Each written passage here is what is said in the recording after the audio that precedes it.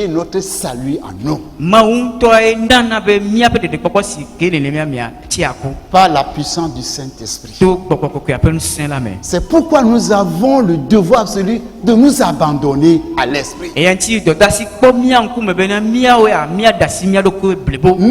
nous sommes incapables de quelque bonne œuvre que ce soit. Aucun chrétien n'a le pouvoir de lui-même pour accomplir les bonnes œuvres. Ce n'est pas possible. Aucun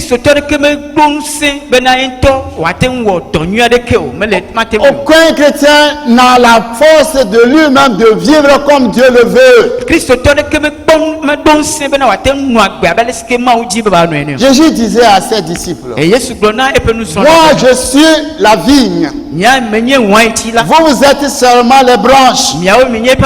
Celui qui demeure à moi et en qui je demeure produit beaucoup de fruits, car sans moi vous ne pouvez rien faire. Sans Jésus nous ne pouvons rien faire. Sans la puissance du Saint-Esprit nous ne pouvons rien faire. Mais si nous nous soumettons à Dieu, nous nous soumettons à son esprit, sa puissance travaille en nous et c'est ce qu'il fait devient manifeste.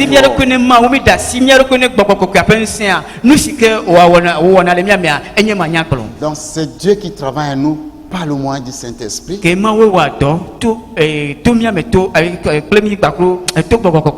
habite en nous. C'est par sa puissance que le Saint-Esprit stimule en nous les désirs.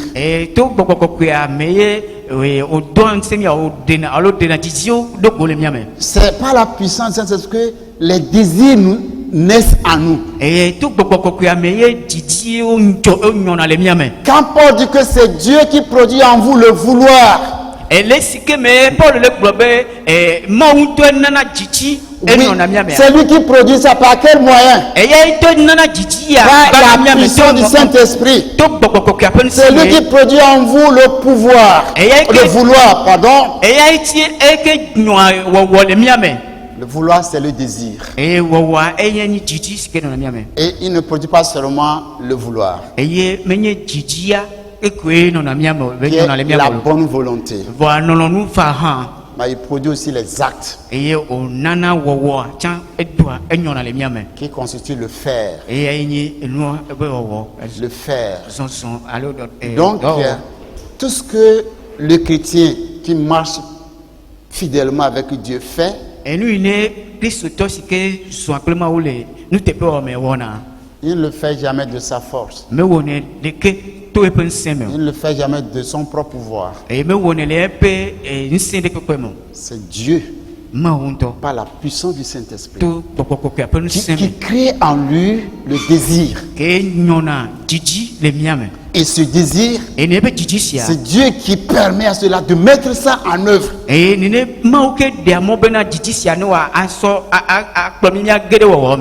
c'est un objectif auquel Dieu s'attache beaucoup.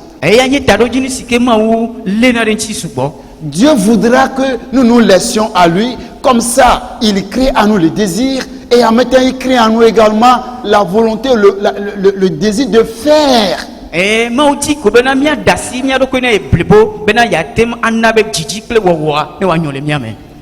Alléluia. Amen. Donc nous devons savoir que si Paul nous demande de faire fructifier notre salut, nous allons comprendre par ça que nous devons nous abandonner à Dieu pour que Dieu fasse ses œuvres à travers nous. Nous-mêmes, nous ne pouvons rien faire. Pourquoi? Le Seigneur nous aime. Il nous aime tellement. Éphésiens 1, verset 5.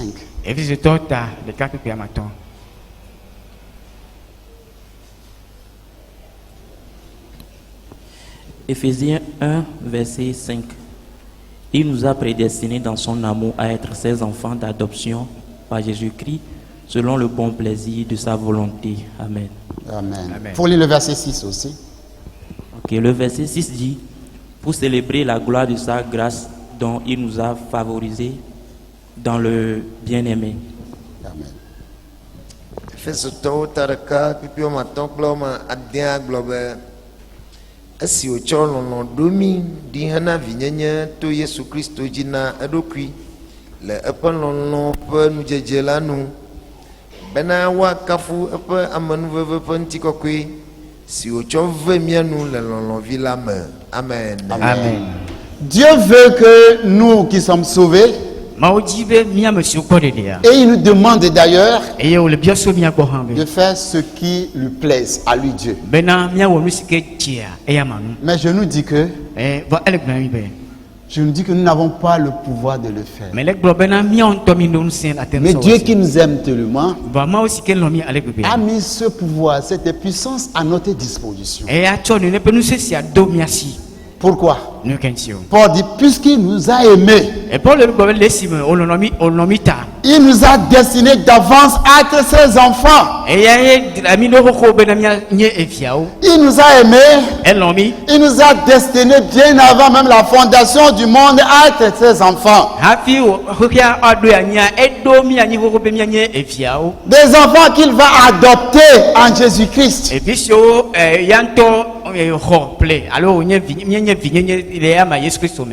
Il dit que voilà ce que dans sa volonté il a voulu pour nous. Dans sa volonté, dans sa bonté, voilà ce que Dieu a voulu pour nous bien avant même que nous on commence pas à exister.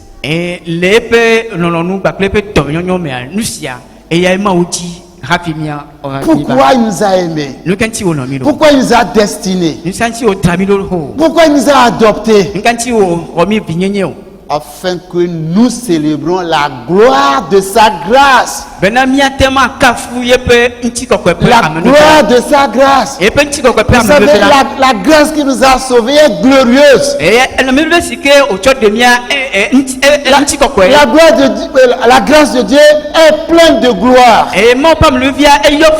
C'est pourquoi si nous avons reçu cette gloire, grâce, pardon, il faut que la gloire de Dieu se révèle, se manifeste dans nos vies. Comment est-ce que la gloire de Dieu va se manifester dans nos vies? C'est par les fruits. En faisant fructifier notre salut. Et Dieu voulant que sa gloire vienne, sa gloire nous vienne de lui, nous vienne à lui, vient de nous à lui. Il a tout fait pour nous adopter. Pour que nous devenions ses enfants bien-aimés. En Jésus-Christ. Alléluia. Amen. Quand tu vois l'amour de Dieu pour toi, cet amour qui t'a accordé par la grâce, tu ne peux pas ne pas voir la gloire que cela fait jaillir.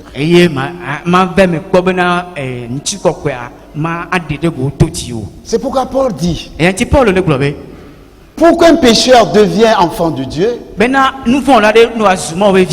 Dieu brille dans son cœur pour qu'il voit la gloire de Dieu briller sur la face du Christ. Si tu n'as jamais vu la gloire de Dieu briller sur la face de Christ, tu n'auras jamais le salut. Vous ne pouvez pas imaginer à la croix. La gloire de Dieu se répandait par Jésus-Christ.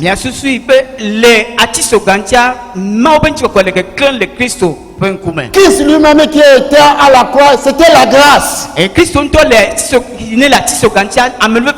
C'est la grâce. Paul dit que la grâce de Dieu, source de salut pour tous les hommes, a été manifestée. C'est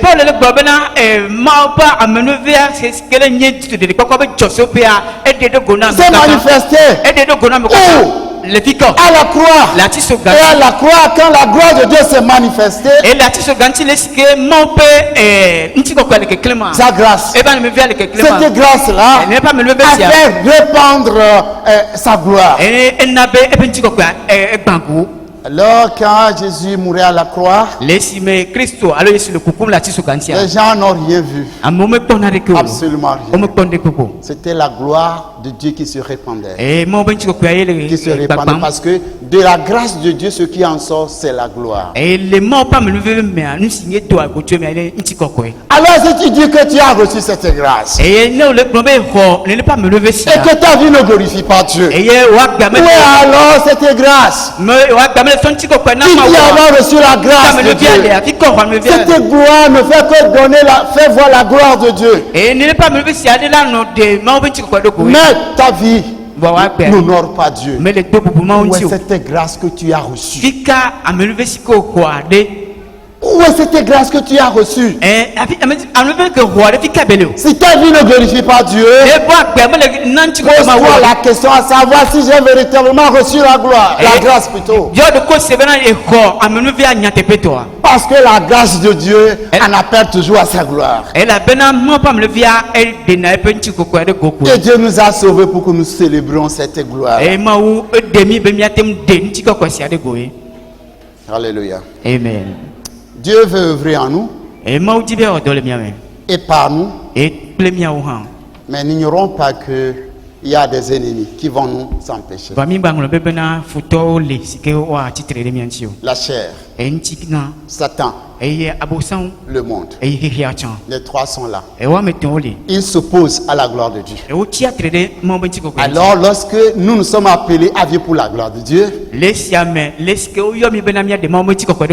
vont s'opposer à nous. C'est pour cela, Dieu le voulant, le dimanche prochain, j'aimerais que nous parlions de ces trois ennemis qui vont nous empêcher, je vais dire, de laisser la gloire de Dieu sortir de nous et se faire connaître.